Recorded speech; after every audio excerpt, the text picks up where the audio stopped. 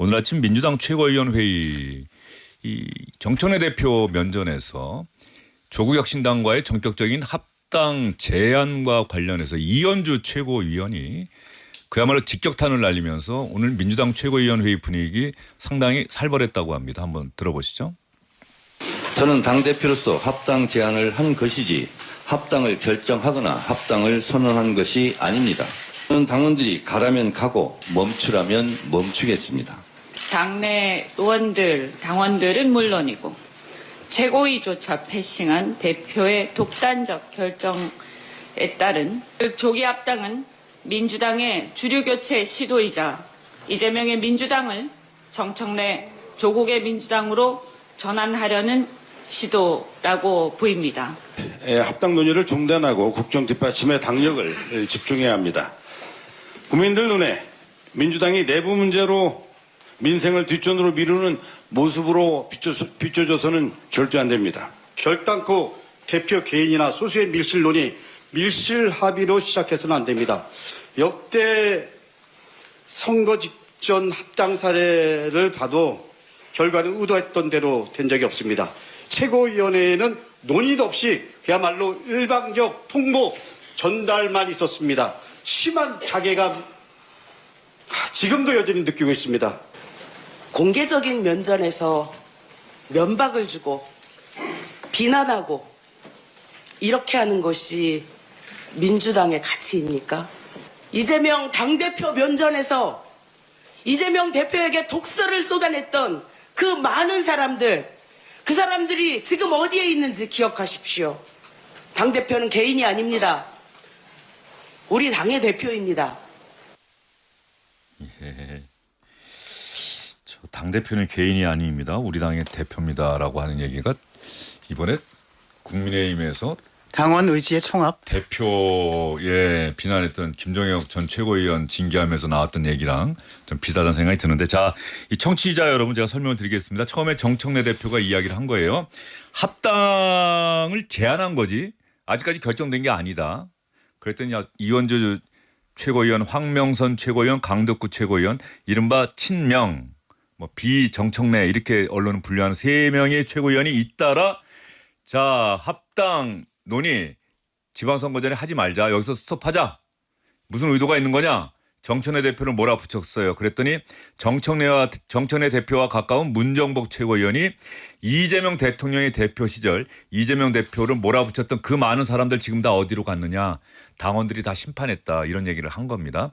정청래 대표 앞에서 오늘 강하게 얘기했던 당신들 나중에 어떻게 되느냐 한번 두고 보자. 이거 오늘 민주당 집권여당 최고위원회의가 이재명 대통령 집권 초반인데 1년도 아직 안 됐는데 여당 최고위원회에서 이런 논쟁이 공개적으로 있었던 건 전 또 기억이 잘 안 나요. 성환영 기자 어떻습니까? 예, 뭐 집안 싸움만큼 정치부 기자들이 취재해서 기사 쓰기 쉬운 것도 없죠. 여당과 야당이 싸우는 것보다 여당 내부, 야당 내부가 싸우는 거에 기자들은 더 관심이 원래 가죠. 당내 싸움이 더 치열한 겁니다. 그리고 이제 기자들이 잘하는 게 구획 정리거든요. 그렇죠. 뭐 친명, 예. 친청, 예. 반청. 근데 이제 그게 의원들은 억울하다고 하지만 일반 국민은 또 그렇게 봐요. 아, 그럼요. 예. 뭐 별로 억울해할 거 없고 다만 이게 그럼 전에도 여러 번 말씀드린 적이 있는데 권력 투쟁이냐? 그러니까 현재 권력인 이재명 또 미래 권력을 추구하는 정청래 대표가 지금 권력 투쟁을 하는 거냐? 뭐 그런 면도 좀 있지만 그게 다는 아니다 이렇게 보고요. 그거보다는 이 정청래 대표는 이 당원들의 다수 당원들의 지지를 받고 있는 것 같아요. 여론조사에서 나오는 걸 봐도 전체적으로는 뭐 합당 반대가 더 많지만 민주당 지지층에서는 합당 찬성이 더 많거든요. 그런 거고. 그런데 지금 이제 정청래 대표한테 이의를 제기하는 이 이현주, 황명선, 강덕구 이분들은 사실은 이 민주당 의원들 다수 의견이에요. 그러니까 이 당원들 생각하고 민주당 의원들하고 좀 다른 겁니다. 네. 이게 앞으로 이제 어떻게 전개되는지 좀 보셔야 되는데 아마 당원 투표를 하면 찬성이 더 많이 나올 거예요. 그러면 당연히 이제 당원들의 뜻에 따라 합당을 추진을 하겠죠. 그런데 실제로 합당을 하게 되면 의원들이나 지도부, 최고위원들 이해관계가 다 걸립니다. 조국 혁신당의 비례대표 의원들밖에 없기 때문에 지역구 배려도 해줘야 되고요. 또 이제 지방선거에서 어디 좀 몫을 줘야 되고 이런 게 있는데 이게 민주당 현역 의원들 이해관계하고 직접 충돌을 하는 지점이 예. 있거든요. 그래서 이게 합당 결정이 되고 선언을 하더라도 실제로 합당이 될 때까지는 좀 상당히 과정이 좀 복잡하겠다. 뭐 앞으로 그런 장면이 벌어질 것 같아요. 성환 기자 보시기에 그럼 지방선거 전에 합당이 가능할까요? 그걸 결과적으로 잘 모르겠어요. 불가능할 것 같습니까? 저는 가능하다고 봤던 사람인데 의외로 이제 당내에서 이제 이게 격화되면서 이렇게 되면 어떻게 될지 모르겠다. 그러니까 어쨌든 지금 정청래 대표를 향해서 합당 논의 그만 중단하십시오. 지방선거 전에는 논의하지 맙시다라고 하는 한준호 의원 같은 경우가 경기지사 선거에 나서겠다고 하는 정치인인데 또 이재명 대통령과 가까운 정치인이고 오늘 최고위원회에서도 계속해서 문제 제기하는 사람들은 이재명 대통령과 가깝다는 평가를 받는 지도부 인사들이 정청래 대표를 향해서 당신의 합당 선언 제안은 합당 제안은 당신의 정치를 하겠다는 의도가 있는 것 아니냐.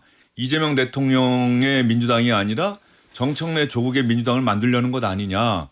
이 의도를 왜 인정하지 않느냐. 이렇게 되면은 정청래 대표도 좀 상당히 어떨까요? 난감하겠지. 저는 그 대한민국 정치사에서 굉장히 보기 드문 보기 드문 현상을 지금 보고 있다고 생각을 합니다. 사실 그 보기 드문 현상이라고 하는 거가 이미 몇 년 전에 2, 3년 전에 윤석열 전 대통령 집권 초기에 한동훈 비대위원장 또 당대표 시절에 한번 거쳐왔기 때문에 그것만 해도 굉장히 그 보기 드문 희한한 광경이었는데 그것 때문에 좀 익숙해져 있을지 몰라도 사실은 이거는 뭐 명청대전이죠. 저는 정치부 기자 오래 하면서 여권 내에서 지금 집권 1년도 안 되지 않았습니까? 그런데 이런 식의 주류와 비주류 또는 당권파 비당권파 또는 당대표와 대통령의 측근 인사들 간에 이런 식으로 논쟁이 일어나는 거를 제가 과문해서 그런지 크게 본 적이 없습니다. 예. 굉장히 심각한 사건이라 보고요. 말씀드린 대로 그 대자비입니다. 그러니까 윤석열 대통령 시절에 한동훈 대표가 이렇게 당정 갈등을 일으켰던 그것을 대자비라고 생각을 해서 뭐 벌써 뭐 황제 찬탈 드라마다 뭐 이런 논평도 나오기 시작을 하고 뭐 그런데요. 예. 저는 여기서 재미있는 것은 어쨌든 간에 정청래 대표와 조국 조국혁신당 대표 그리고 이제 그 뒤에 이제 엄청난 영향력을 발휘하고 있는 김어준 씨 요 3자가 정조준 이재명 대통령을 정조준 하고 있는 거 아니냐 그런 생각이 드는 거고 거기에 대해서 이제 당 밖에서는 또 유시민 이런 분들이 또 뭐 김어준 유튜브 나와가지고 위험수위 발언에 도달한 사람이 몇 명 의원들이 있다. 여차하면 날아간다. 이거는 아까 문정복 의원이 얘기한 당대표한테 대들면은 그때 친명 비명 행사하듯이 너희들도 비청 행사한다. 뭐 이런 거 얘기하는 거 아니겠습니까? 저는 심각한 사태라 생각합니다. 근데 이게 권력 투쟁이기 때문에 일단 심각한 사태는 맞아요. 그런데 이게 일반 우리 국민의 뭐 절대 다수가 다 정치에 관심이 있는 건 아닌데 이거 왜 이렇게 싸우죠? 뭐가 이렇게 중요한 거죠? 161석하고 12석하고 원래 같은 편이었던 것 같고 지난 총선 때 지민 비조인가요? 이렇게 해서 역할 분담 이렇게 해서 선거법을 이제 그렇게 했기 때문에 그냥 의석 차이도 워낙 크고 원래 같은 편 아니었어? 이렇게 생각하는 사람이 맞는 것 같아요. 그래서 여론조사를 해도 민주당 지지층은 다수 의견이 많이 나온 것 같고 그다음에 이 난리가 났는데 그럼 뭐 여권이 거의 막 반으로 쪼개진 것 같고 이 사람들이 국정은 안 챙기고 권력 투쟁만 한다 이러면은 뭐 좀 여론조사에서 대통령 지지도가 폭락을 하거나 아니면 당 지지도가 좀 떨어지거나 근데 아직은 모르겠습니다. 지난 한 주는 어쨌든 또 소강 국면이었어요. 그러니까 이제 이번 주말에 또 좀 봐야 되는데 이게 그렇게 이 당사자들의 지금 막 치열하게 싸우는 만큼 진짜로 심각한 일이냐 이런 부분에 대해서 좀 회의적이에요. 잘 모르겠어요. 이러다가 누군가가 야 이거 우리 국민 보기엔 우리가 좀 너무하는 거 아니냐. 이런 식으로 해서 그냥 뭐 순식간에 좀 조용해질 가능성도 있고 실제로 합당이 될지도 잘 모르겠어요. 이게 굉장히 확실한 이런 상황이 계속 조국혁신당은 이어질 수도 오히려 있는 뭐 것 민주당을 향해서 집안 내부 정리나 먼저 하시죠라고 지금 얘기할 정도니까요. 예. 앵커는 보시기에 예. 이거가 뭐 야 이게 뭐 국민 보기에 좀 불상사납다 좀 그러지 말자라고 해서 정리가 될 사안인 것 같습니까? 저는 이해찬 전 총리 장례 일정이 끝나고 첫 최고위원회에서 공개적으로 이런 불협화음이 터져 나왔다라고 하는 거는 심상치는 않아 보입니다. 이 네, 정청래 대표의 독주 독선이라고 생각했던 그동안의 그 다른 인사들이 네. 공개적으로 정청래 대표 특히 또 당원 1투표제 이거를 오늘 내일 또 투표 저기 오늘 지금 중앙위원회 한다는 거 투표하고 아닙니까? 있어요. 그러니까 내일까지. 이거와 이거를 같이 맞물려 보면서 너무 독주해 나가는 것 아니냐. 아까 그런 이현주 있어요. 최고위원이 예, 예. 저 육성이 나왔는데 거기서 뭐 주류 교체 시도 정청래 당대표 주류 교체 시도 그다음에 이 이재명 대통령의 당을 정청래 조국당으로 전환하는 시도 여기까지는 나왔는데 1인자에 대한 2인자의 반란이다라는 얘기는 아까 이 녹취에선 빠진 네. 것 같습니다. 1인자에 대한 2인자의 반란이라고 얘기했어요. 그 정청래가 왜 그랬을까? 결국은 우리가 예상되는 시나리오가 있잖아요. 이게 권력투쟁이 일어나면 권력투쟁이 일어나는 그 동인이 있을 텐데 결국은 당권을 연임을 해서 그죠? 그 다음에는 내후년까지의 총선 공천권을 행사해서 그 자기 세력을 늘리고 그 다음엔 대선 가도로 안정적으로 달려간다. 뭐 이런 것들에 대한 시나리오가 있을 텐데. 그러니까 이재명 대통령이 선택했던 걸어왔던 길이죠. 그게. 그래요. 그 예. 길이지만 그 이재명 대통령이 과연 그 길을 지금 정청래 대표가 그 길을 걷는 것을 과연 용인하려고 할까?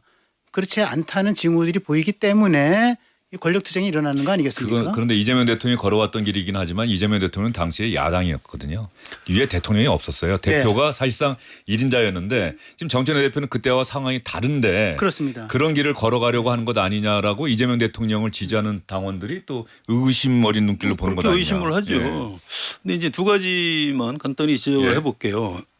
이게 8월 그러니까 지방선거는 6월 3일에 예. 하고요. 그다음에 전당대회는 아마 8월에 할 겁니다. 근데 지금 뭐 1인 1표제하고 조국 혁신당하고 합당하고 이렇게 잘 하면은 정청래 대표가 연임이 될까요? 전 그럴 것 같지는 않아요. 아주 쉽게 말씀드리면 6월 3일 지방선거에서 서울시장, 부산시장 치면 8월 전당대회가 아니고 곧바로 사퇴해야 됩니다. 대표가 책임지고. 그러니까 저는 여기에 그래서 그 부분이 하나 안 맞고요. 그 서한영 기자 얘기하는데 왜 합당을 제안했느냐 하면은 조국 혁신당과 조국 혁신당이 갖고 있는 2%, 3%, 4%의 그 정당 지지율 이거를 우리가 같이 통합을 해서 그게 1, 2%라도 플러스 돼야 격전지에서 이긴 것 아니냐 이런 이야기를 오늘 정청래 대표가 하더라고요. 내가 제안한 이유는 바로 그것 때문이다. 원래 정치에서 통합하자는 거는 항상 선이에요. 그렇죠. 뭐 이렇게 분열하는 거는 악이죠. 뭐 그런 겁니다. 예. 그래서 난 그 별 생각 없이 그냥 통합이 맞기 때문에 난 내가 한 거지. 내 정치적인 이해관계 때문에 한 거 아니다라고 얘기를 하고 있는데 그 말을 믿을 수는 없고요. 그러니까 그런 건 아닙니다. 그럼요, 그런 건 그럼요. 아니고. 예. 그런데 실제로 정청래 대표도 이제 그런 생각을 했겠죠. 정치인인데 왜 안 했겠습니까? 그런데 지금 여론조사에서 차기 대선 주자의 정청래 대표 몇 프로 나와요? 의미 있는 숫자로 잡히는 게 하나도 없어요.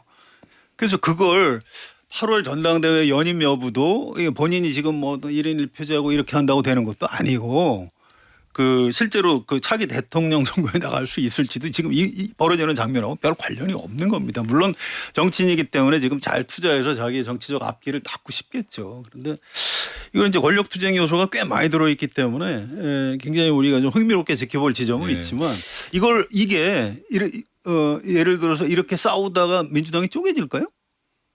전 그럴 가능성 거의 0% 같은데요. 근데 어쨌든 정청래 대표 머릿속에는 아까 저희가 허민 기자가 얘기하거나 또 성한영 기자도 잠깐 얘기했습니다. 그 그림이 분명 구상이 있기 때문에 이러한 선택들을 계속 하는 거겠죠.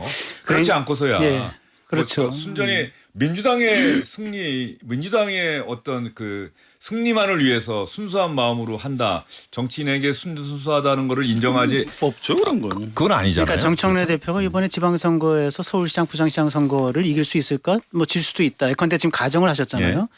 그러면은 정청래 대표가 당대표직 연임은커녕 비대위로 갈 수도 있다라는 또 가정을 하셨고 그리고 또 그 다음 대선을 앞두고서 여당의 대권 후보가 될 수 있을까? 그건 아무도 모른다. 지금 지지율이 형편없다라고 또 가정을 하셨기 때문에 사실 가정을 두고 우리가 미래를 예측하는 건 사실 지금으로서는 큰 의미가 없습니다. 정치라고 하는 게 한 달, 두 달 앞에 예. 어떤 일이 벌어질지 모르는 거기 때문에 저는 그런 것들 때문이라도 저는 정청래 대표가 자기 자신의 입지를 강화시키기 위해서 빌드업을 해나가고 있다 이런 생각이 드는 거고요.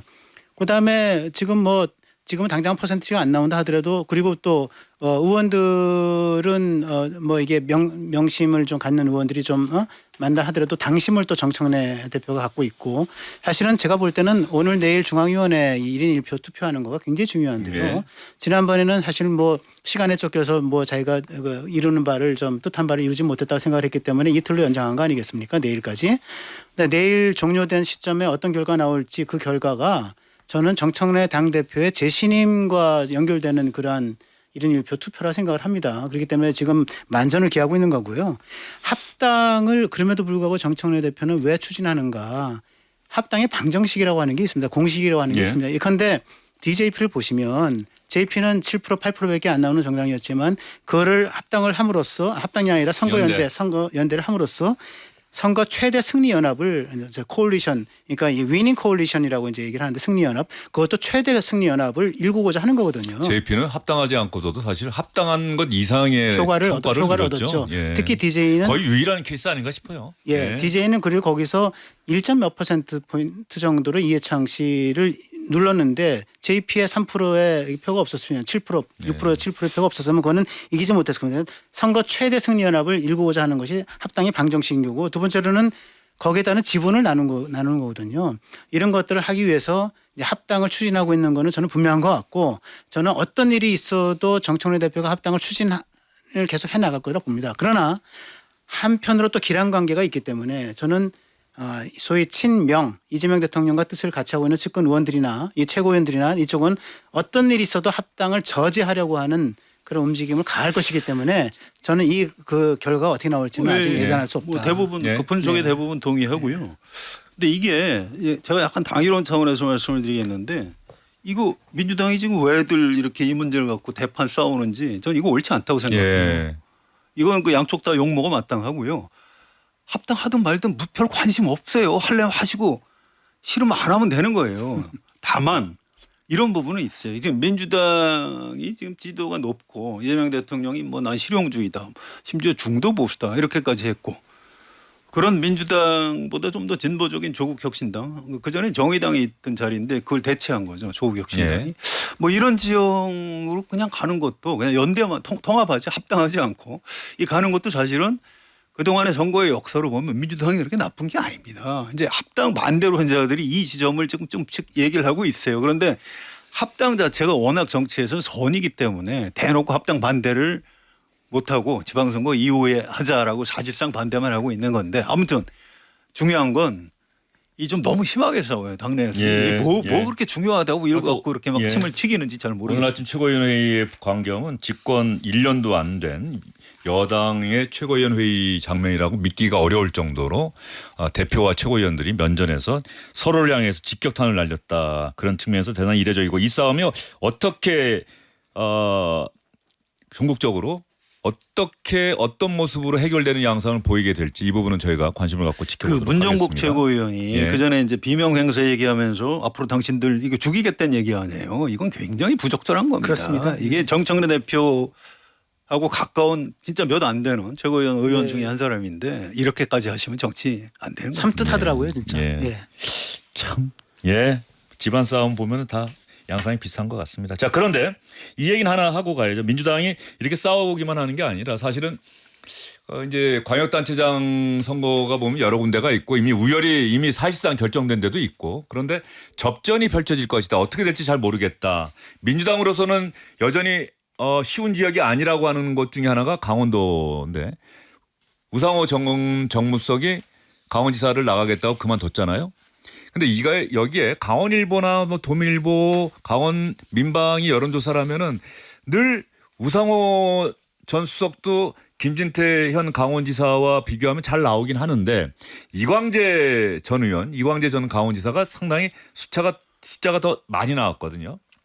그런데 이광재 전 지사가 어제 저는 노무현의 길을 가겠습니다. 우상호 전 수석을 돕겠습니다라고 SNS에 글을 올리면서 도전하지 않겠다. 경선하지 않겠다. 우상호 전 정무석이 사실상 강원지사의 민주당 단일 후보가 됐다. 우상호 전 수석이 바로 고맙다. 이렇게 또 SNS에 글을 올렸는데 이광재 전 지사 어떻게 보세요? 뭐 선택의 여지가 없었다고 보십니까? 한번 해볼만 했는데 결과적으로 나갔다가 잘못됐을 경우에 또 본인이 감당해야 할 그것들이 너무 커서 그런 사람은 예. 아니고요. 예. 이광재라는 분이 그렇게 얍삽한 정치인은 아니고요. 저는 이게 이제 나이는 우상호 수석이 더 많고요. 81학번, 84학번이죠. 학교 또 선배죠. 근데 사실은 정치적 비중은 이광재 전 지사가 훨씬 큽니다. 그리고 뭐 안희정, 이광재에서 노무현 대통령의 왼팔 오른팔이었어요. 저는 오늘 선언 나오기 전에 이광재 전 지사가 불출마하고 우상호 수석 도울 거라고 저는 짐작, 전망을 하고 있었습니다. 이게 다 어떻게 보면 좀 다 물론 뭐 저도 쉽지 않은 결정이지만 얘기지만 저도 짐작 전망했습니다. 이렇게. 예, 그렇습니다. 예, 이게 예. 쉽지 않은 결정이지만 이 노무현하고 정치를 했던 사람은 이렇게 선택하는 게 맞는 겁니다. 또 그 얘기를 또 SNS에다 썼더라고요. 그래서 아주 잘한 결정이다라고 평가하고 싶습니다. 이광재 전 지사가 사실 최근에 보면은 이번이 세 번째 선택이라고 볼 수가 있어요. 최근 들어서 첫 번째가 4년 전에 강원도 원주의 현역 국회의원직을 던지고 그렇죠. 강원지사 그때 누가 봐도 불리한 싸움이었잖아요. 윤석열 정부 들어서자마자 한 지방선거고 나가도 이길 가능성이 없는데 당의 요구 이게 재밌는 게 뭔지 아세요? 우상호 전 정무수석이 적극적으로 당시에 그렇죠. 당신이 좀 희생을 해달라. 아 그러면 형이 그만둬야지. 형이 강원도 철원이라며 그랬더니 나는 서울이 지역구잖아. 가령 이런 취지로 강원도 원주 의원이니까 명분이 있지 않느냐. 이 부분이 사실은 이번에 우상호 전 정무수석도 조금 골치가 아팠던 부분 중에 하나죠. 가슴 아프고. 그런데 어쨌든 그런 선택을 하나 했고 그다음에 지난번 총선에서는 원래 서울 종로 노무현 전 대통령의 지역구 종로를 원했는데 사위. 여기에 갑자기 노무현 전 대통령 사위가 출마를 한다고 하니 권양수 여사까지 나서고 그랬더니 또 험지 출마 불사하겠습니다 하면서 또 그 민주당에서는 상당히 불리한 분당을인가요? 그쪽으로 간 건 그렇죠. 아니겠습니까? 네, 분당 가빈다. 안철수 분당가. 의원한테 분당가 안철수. 근데 저는 뭐 어저께 엊그저께 이 이해찬 전 총리 빈소에서 권양숙 여사를 만나서 권양숙 여사가 큰 정치를 하셔야죠. 뭐 이것 때문에 뭐 좀 마음을 바꾼 거 아니냐라고 하는 뭐 글을 어서 뭐 아침에 쓴 거 봤는데 그건 아닌 것 같고요. 아닌 것 같고 글쎄 이게 뭐 양보하는 게 대의인가? 글쎄 왜 양보하는 게 대의일까요? 우상호 전 수석보다 이광재 전 의원이 일부 여론조사는 10%포인트 정도 앞서는 여론조사도 있었고 늘 앞섰던 것으로 기억을 하는데 앞섰던 사람이 양보하는 게 대의인가? 서울시장 2011년도 서울시장 보궐선거에서 안철수 예, 40% 50% 육박하던 안철수가 10%도 안 되던 박원순에게 양보한 게 대의였나? 저는 뭐 그런 생각하지 않고요. 노무현의 길이 그러면 양보의 길인가? 노무현의 길은 오히려 도전의 길 아니었나 이런 생각도 들고요. 그래서 저는 첫 번째는 일단 명심이 굉장히 강하게 작용했을 것이다라는 생각이 또 현실적으로 현재의 전체적인 구도와 흐름 그렇습니다. 이걸 네. 봤을 때 이광재 네. 전 지사가 네. 출마했다. 근데 하여튼 뭐 그런 부분 또 그렇게 얘기하시죠. 예. 명심이 강하게 작용했을 것이라고 하는 현실 정치의 입장에서 그런 해석이 가능할 것 같고요. 그렇다면은 이광재는 정치라고 하는 게 주고받는 거고 그런 것이 이제 뭐 협치면 협치고 뭐 그런 것인데 그럼 뭘 받았을까? 글쎄요. 다른 역할을 약속받았든지 주요한 역할 아니면 뭐 이번 재보선에서 또 어떤 다른 지역으로 안정적인 지역으로 출마할 것을 또 약속받았든지 뭐 이런 것들이 있지 않은 다음에는 아니 이광재 전 의원도 지금 나이가 83학번이면 64년생 지금 나이가 만으로 62에 예. 다가갑니다. 적지 않은 나이인데 뭐를 보고 이것을 포기했겠습니까? 저는 뭔가 다른 것들이 거래가 있지 않았을까 생각이 듭니다. 예. 그럴 수는 있는데요. 이걸 이분들이 우상호 수석도 마찬가지고 이광재 전 지사도 그렇고 이재명 대통령 말 듣고 움직일 사람들은 아니에요. 그 개개인의 성정이. 그리고 지금 여권 안에서 지금 명심이 관철되고 있다면 지금 아까 우리 토론했지만 민주당 안에서 최고위원들이 그렇게 멱살 잡고 싸우는 모습을 보이겠습니까? 옛날 같으면 대통령이 조용히 해. 그럼 조용히 했겠죠. 예. 근데 이 정당이 명심에 의해서 움직이는 정당 아니고요. 노무현 대통령은 종로 지역구에 당선됐다가 2000년 총선 때 부산으로 갔습니다. 가서 떨어졌죠. 험지 출마가 노무현 정신이라고 보는 거죠. 네, 그래서 맞습니다. 예. 이광재 전 지사도 이제 험지라는 말을 썼더라고요. 이거 아마 분당에 다음 총선에 출마하거나 아니면 혹시 이건 제 생각인데 안철수 의원이 경기지사 경기지사 후보가 되면 의원직을 내놔야 되니까 거기 보궐선거를 하게 되면 그리 출마하려는 안철수 거죠. 의원 안 가망 나가지, 없나요? 안 나가지 않겠습니까? 아니, 나갈 수도 있죠. 한번 도전해야 될 때. 제가 그렇게 예측을 나가요. 해보면은 경기지사는 저는 뭐 1%의 가능성이 없다고 예. 보고요. 출마는 그 보고 오히려 서울시장 출마 가능성은 한번 재볼 가능성이 예. 있다. 아니, 경기도 지역구 국회의원이 그거는 어떻게 그건 60일 전에 주소를 주소를 옮겨가지고요? 기 때문에 어. 2월 말 3월 초 3월 말 4월 초까지 시간이 있죠. 뭐 어쨌든 간에 민주당 내부에서 이광재 전 의원의 결단에 대해서 아름답다는 평가가 나오는 게 사실은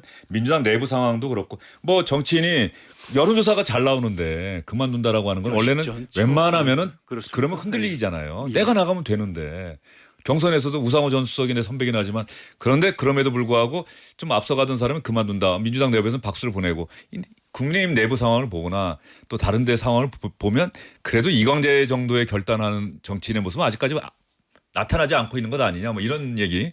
그래서 우상호 전 수석도 대단히 고맙다고 얘기를 한 거겠죠. 4년 전에 자기가 나가라고 권유했던 그것도 있는데 이번에 이광재 전 의원이 도와주지 않는다고 하더라도 우상호 전 수석 입장에서는 할 말이 별로 없는 상황이 될 뻔했는데 다른 방식의 보상을 받을 수도 전 있다고 봅니다. 이른바 경기도 분당이면 이제 민주당으로서는 험지인데 거기서 국회의원이 되고 우상호 전 수석하고 이광재 전 지사에 좀 차이가 있어요. 이를테면 우상호 전 수석은 그 전에 서울시장 출마할 때만 해도 내가 언젠가 서울시장 하고 나서 대통령을 한번 해보겠다 이런 꿈이 있었는데 강원도로 선회하면서 그 꿈을 버렸거든요.